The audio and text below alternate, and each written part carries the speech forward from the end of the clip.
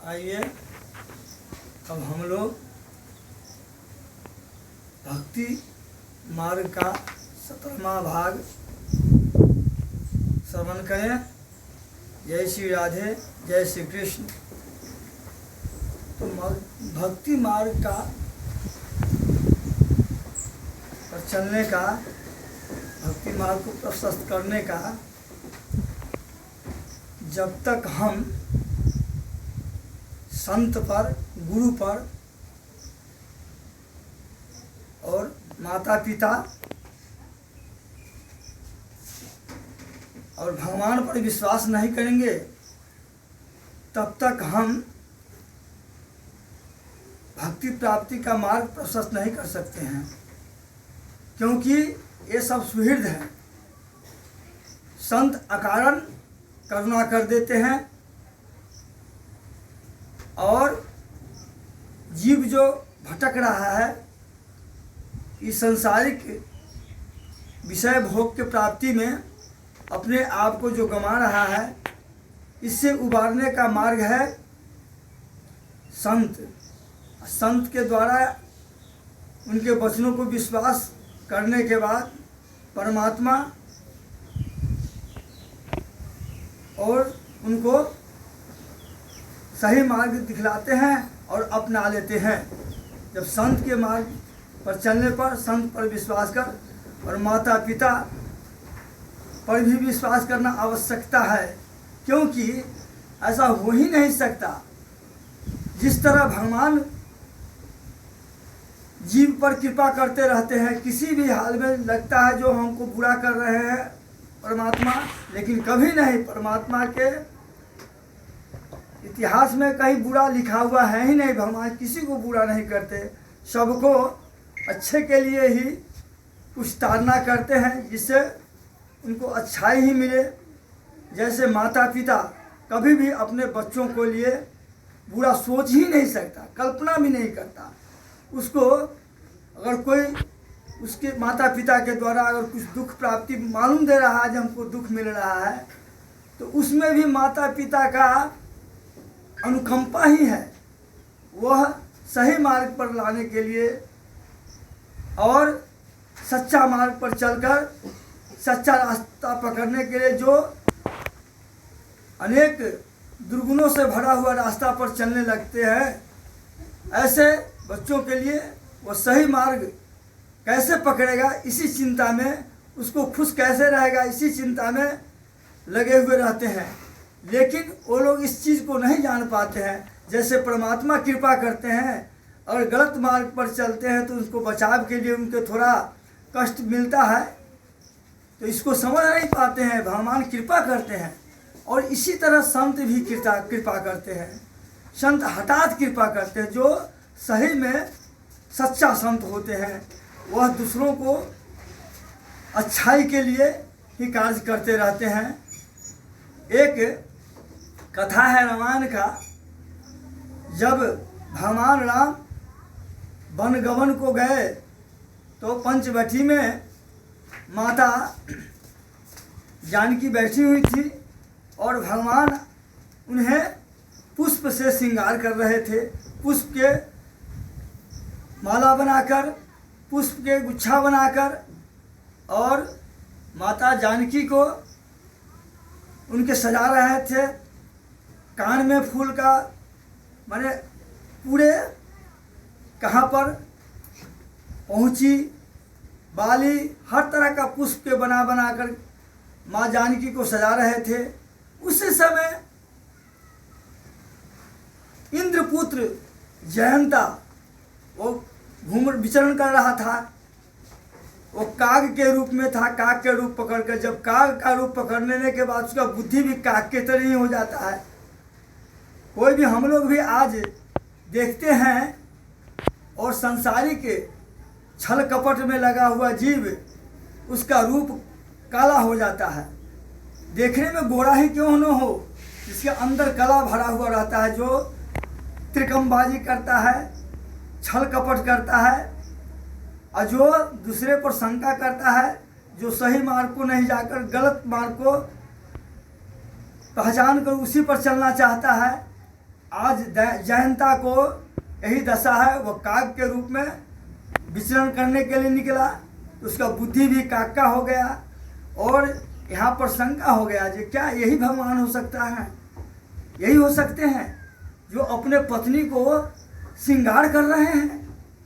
ये नहीं, ये भगवान नहीं हो सकते, ये जगत जननी नहीं हो सकती, आदि शक्ति भगवान नहीं हो सकती, ये प्रभु परमात्मा नहीं हो सकते, ये राम ये संसारिक जीव है। नहीं, ऐसा नहीं हो सकता, क्या किया जाए। अब उसके मन में शंका उत्पन्न हो गया, क्योंकि काग का शरीर न था। अब वो कहा जी क्या करना चाहिए। वो जयंता दुर्बुद्धि जाकर माता जानकी के चरणों में चोंच मार देता है, चोंच मार देता है। अब माता जानकी विकल हो जाती है कि क्या हुआ। भगवान देखते हैं कि जो हो तो पहचान अंतर्जामी है, पहचान गए जी इंद्रपुत्र जयंता है, एक काग के रूप में आया है। भगवान उस पर क्रोध करके और उसके कल्याण का ही, भगवान किसी भी हालत में कल्याण ही करते हैं।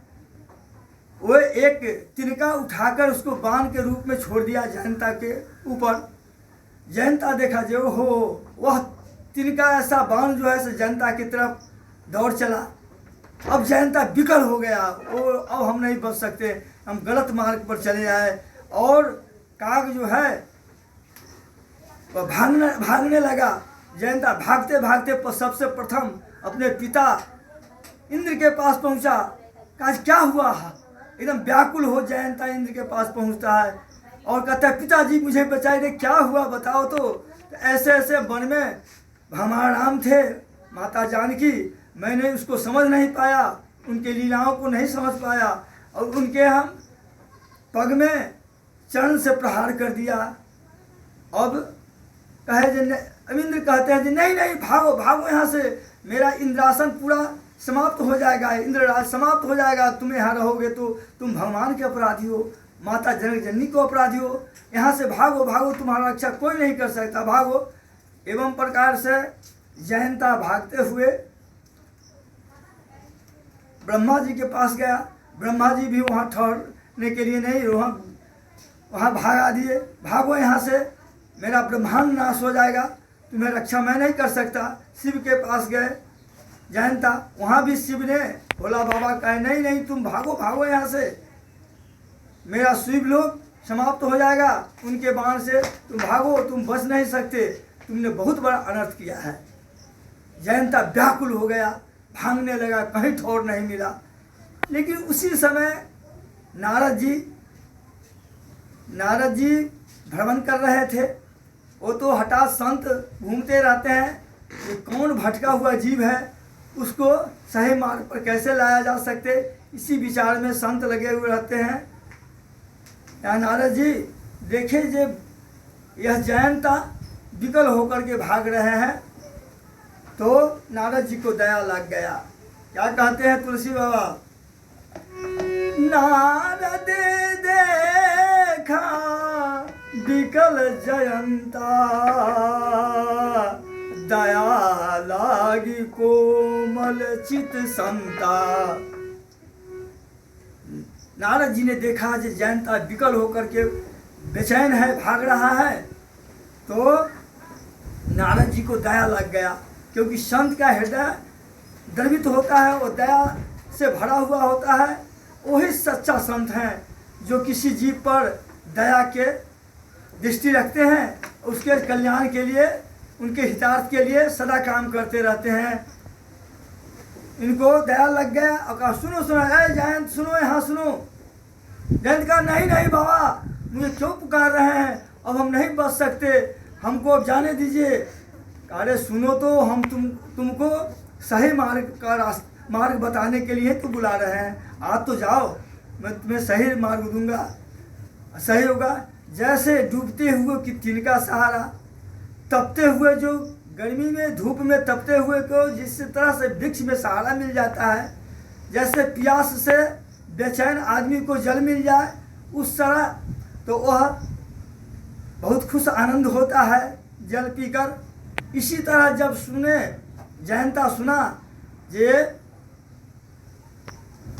तुम्हें सही मार्ग मिलेगा, आओ मेरे पास, जयंता बड़े आनंद पूर्वक और व्याकुल जयंता नारद जी के पास पहुँचे, पूछे बाबा बताओ क्या करूं, अब जल्दी बताओ, अब मुझे भगवान राम का बाण पीछा कर रहा है, मुझे नहीं मैं नहीं बच सकता। नारद जी कहा सुनो, तुम अब कहीं बच नहीं सकते, तुम तो अपने पिता के यहाँ गए, नहीं बचा पाए, ब्रह्मा विष्णु ब्रह्मा और शिव भी नहीं बचा पाए, वही परमात्मा तुम्हें बचाएंगे, दूसरा कोई नहीं बचाएगा। तुम जाओ प्रभु राम के शरण में जा कर के दंडवत करो, उनसे आर्त होकर के पुकारो, कहो हे परमात्मा मुझसे गलती हो गई, मुझे क्षमा करें, जाओ यही रास्ता है, दूसरा कोई मार्ग नहीं, तुम्हें कोई दूसरा नहीं बचा सकता। जो सुहृदय जीवों के लिए परमात्मा अगर उनको मारना रहता तो उनके बाण से तो दृष्टि उठाने पर प्रलय हो सकता है और प्रश्न सृष्टि कर देते हैं। ऐसे परमात्मा क्यों वो मारना चाहते थे, अगर मारना चाहते तो उसी समय उसको समाप्त कर देते, लेकिन नहीं, परमात्मा भी रास्ता दिखलाना चाहते हैं, जो तुम गलत किया है सही मार्ग पर आओ। जयंता घबराते हुए वहाँ बेचैन आर्त भाव से भगवान के शरण में जाकर गिर गया, दंडवत किया, परमात्मा बचाइए मुझे, मैं मुझसे भूल हो गया। और ये जीव इसी तरह भूल, अनेक प्रकार की भूल करता रहता है, लेकिन उसको भूल में ही अपने कष्ट को उठाते हुए समय को गंवा देता है, लेकिन इस चीज़ को नहीं समझता है जे माता पिता संत और भगवान ये सब सुहृद हैं, कभी भी बुरा नहीं सोच सकते। वह रास्ता दिखलाने के लिए किसी तरह का यातना करते हैं, वो नहीं समझ पाता और जीव पछताता रहता है। तो भगवान जबकि शरण में पहुंच गया जानता, तो उससे कहा उठो उठो, सुनो, तुम मेरा अपराधी नहीं हो, ये जननी जानकी के अपराधी हो, जाओ उनके शरण में जाओ, वही तुम्हारा कष्ट दूर करेंगे। जयंता विकल तो था ही, माता जानकी के चरण पकड़ लिया, बेचैन हो गया, माँ मुझे अब रक्षा करो, रक्षा करो, अब बचाओ माँ मुझे।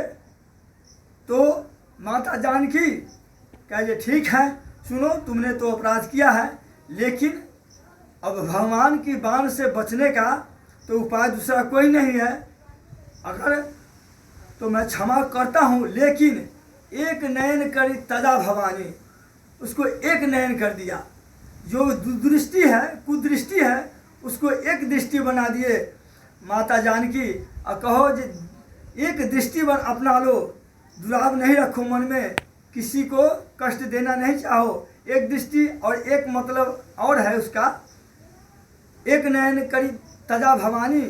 एक नयन का मतलब वह आज देखते होइएगा काग का उसी समय से एक नयन हो गया। आज देखते होइएगा काग को, जो इधर ताकता है तो इधर का आँख मूंद जाता है उसका, इधर ताकता है तो इधर का एक आँख मूंद जाता है, ऐसे अंधे की तरह कनाह की तरह वो देखता है, इधर देखता है तो इधर का आँख मूंद जाता है, इधर देखता है तो इधर का आँख मूंद जाता है। उसी दिन से माँ जानकी का जो श्राप कहिए या वरदान कहिए उसको मिल गया, और एक दृष्टि से देखता है वो, और एक दृष्टि बन गया उसका। तो हम लोग भी विचार करें भैया, परमात्मा संत गुरु कितने सुहृद होते हैं, अकारण ही करुणा कर देते हैं जीवों पर। नारद जी की करुणामय वाणी को धारण करके जब परमात्मा की तरफ गया तो उससे जयंत का उद्धार हुआ, उसको संसार में कोई बचाने वाला नहीं था, लेकिन संत के द्वारा वचन को श्रवण कर, जो विश्वास के द्वारा दृढ़ विश्वास के साथ जो उसमें लगा, तो जयंत का उद्धार हो गया। और इसी तरह हम लोगों को विचार करना चाहिए, जो सत्य संत सत्य भगवान को जानकर उनके शरण में जाकर भक्ति मार्ग को प्रशस्त अवश्य करें, जीवन को सफल बनाएं। जय श्री राधे, जय श्री कृष्ण।